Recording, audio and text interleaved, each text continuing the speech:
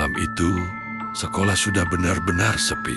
Rani berjalan sendirian menuju kamar mandi di ujung lorong, ditemani lampu redup yang berkedip pelan. Suara langkahnya menggema, membuat suasana terasa semakin sunyi dan menegangkan. Saat ia masuk ke dalam, hawa dingin langsung menyelimuti tubuhnya. Rani mencoba bersikap tenang, berjalan ke wastafel, lalu menyalakan keran. Air menggali, tapi di tengah suara itu, tiba-tiba terdengar sesuatu yang aneh seperti tawa pelan. Rani langsung berhenti. Ia menoleh ke belakang, tapi tidak ada siapa-siapa. Semua bilik tertutup rapat. Ia mencoba meyakinkan diri bahwa itu hanya halusinasi. Namun saat ia kembali melihat ke arah cermin, napasnya langsung tertahan. Di pantulan cermin, terlihat sosok wanita berambut panjang berdiri tepat di belakangnya. Wajahnya pucat dengan senyum yang terlalu lebar. Rani langsung berbalik kosong. Tapi saat ia melihat ke cermin lagi, sosok itu sudah jauh lebih dekat. Rani terpaku di depan cermin. Nafasnya memburu, matanya tidak berani berkedip. Syok itu semakin dekat. Rambut panjangnya menutupi wajah, tapi senyumnya terlihat jelas terlalu lebar, terlalu tidak manusiawi. Dengan refleks, Rani langsung menoleh ke belakang. Kosong, tidak ada siapa-siapa. Namun saat ia kembali melihat ke cermin, sosok itu masih ada. Bahkan kini, seperti berdiri tepat di belakang bahunya. Jaraknya begitu dekat, seolah bisa menyentuhnya kapan saja. Tiba-tiba lampu di atas berkedip lebih cepat. Sekali, dua kali, lalu semakin tidak stabil. Suasana berubah semakin mencekam.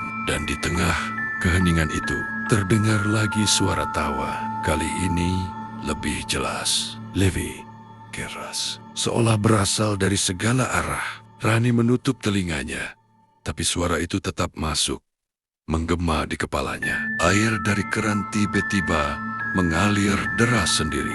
Pintu salah satu bilik terbuka perlahan dengan suara berderit panjang. Rani mundur satu langkah, tapi kakinya terasa berat, seolah tidak diizinkan bergerak. Dan saat lampu tiba-tiba mati sesaat, ia merasakan sesuatu yang dingin tepat di belakang lehernya. Tubuh Rani langsung membeku saat merasakan hembusan dingin di lehernya. Nafasnya tercekat. Perlahan ia mencoba menoleh, tapi rasa takut menahannya. Suara tawa itu kini tidak lagi terdengar jauh, melainkan tepat di belakangnya. Pelan, tapi jelas, seperti seseorang yang sedang menikmati ketakutannya. Lampu kembali menyala, tapi hanya redup dan berkedip. Dengan sisa keberanian, Rani memaksa melihat ke arah cermin. Dan saat itulah jantungnya seperti berhenti. Sosok itu tidak lagi berdiri di belakangnya, tapi sudah tepat di sampingnya. Wajahnya kini mulai terlihat pucat, mata kosong, dan senyum yang semakin lebar, seolah tidak pernah berhenti. Tiba-tiba salah satu pintu bilik terbanting keras. Suaranya menggema ke seluruh ruangan. Rani tersentak, mencoba mundur, tapi kakinya terpeleset di lantai basah hingga ia jatuh. Dalam posisi itu, ia bisa melihat ke arah bawah pintu bilik, dan perlahan terlihat sepasang kaki pucat berdiri di sana, tidak menyentuh lantai. Suara tawa berubah menjadi lebih tinggi, lebih melengking. Rani menutup mulutnya agar tidak berteriak, tapi saat ia kembali melihat ke depan, sosok itu sudah jongkok tepat di depannya. Wajahnya sangat dekat, terlalu dekat, dan dalam jarak yang hampir menyentuh, sosok itu berhenti tertawa, lalu berbisik pelan, "Kamu bisa lihat aku."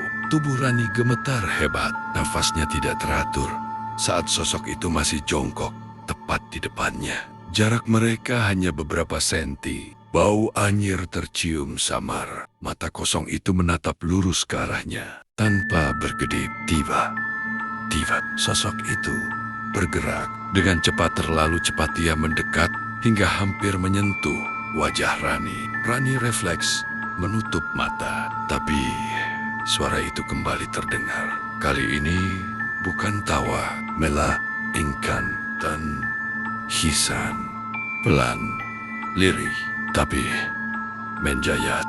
Saat Rani memberanikan diri membuka ia melihat sesuatu yang lebih mengerikan. Wajah sosok itu berubah, senyumnya hilang. Kini terlihat penuh luka, seperti menangis dalam kesakitan. Lalu, dalam sekejap, sosok itu berdiri tepat di belakang Rani. Rani bisa melihatnya lewat cermin. Tangan pucat itu perlahan terangkat mendekati bahunya. Lampu kembali berkedip cepat. Air dari keran menyembur deras tanpa henti. Semua pintu bilik terbuka bersamaan dengan suara keras. Dan saat tangan itu hampir menyentuhnya, lampu tiba-tiba mati total. Gelap. Dalam kegelapan itu, Rani merasakan sesuatu menyentuh baunya. Tinjin. Tinjin. Dan suara itu berbisik sangat dekat. Jangan pergi.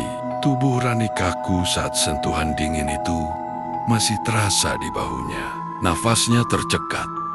Tapi anehnya, kali ini ia tidak langsung panik. Ada sesuatu yang berbeda. Suara yang tadi terdengar menyeramkan, kini justru terdengar lemah. Seperti memohon. Dengan perlahan, Rani membuka mata. Gelap masih menyelimuti kamar mandi. Tangannya gemetar saat meraba tas, lalu mengeluarkan senter dan menyalakannya. Cahaya terang langsung memecah kegelapan, dan di depannya, sosok itu masih ada. Tapi kali ini, tidak menyeramkan seperti sebelumnya. Ia berdiri diam, tidak tertawa, tidak bergerak. Rambutnya masih menutupi wajah.